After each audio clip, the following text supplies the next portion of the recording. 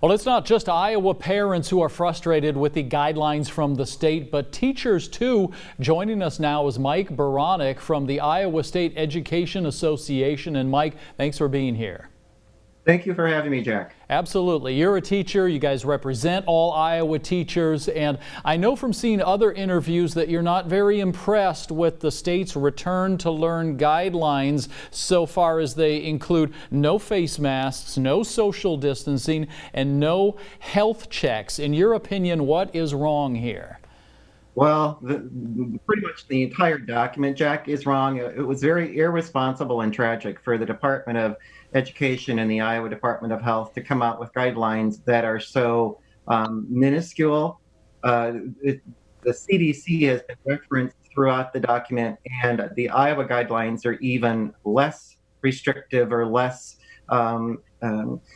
information giving than the national CDC, and I simply don't understand why our guidelines are less than what is established at the CDC, which needs to be even stronger. And so we were terribly, terribly disappointed and outraged yesterday when we saw the lack of guidance that was provided in the guidelines that were presented. Yeah, and I saw that the governor had said, I don't know if it was in a statement or if she said it in response to a question from somebody else, but she was trying to suggest that no temperature checks and no mandatory face masks was somehow still in line with CDC guidelines. So it sounds like she and your group can't even agree on that part of it.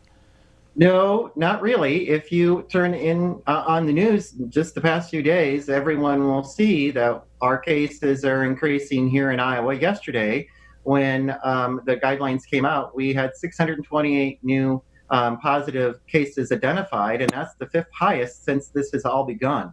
And what is happening in Texas and Arizona and Florida and other parts of our country is incredibly alarming, that we would assume that we shouldn't even check students when they enter a building and enter in a classroom of 28 to 40 students or higher. And I don't understand why science is not being utilized the way that it should. There are health specialists all across this country that are telling us that there are certain precautions that we need to implement in society and certainly in our schools, and nowhere in this guideline are there any indications of science being paid attention to? Right, and so your group has basically, you guys are hitting the reset button and just suggesting to schools that they go ahead and make their own guidelines. Is that right?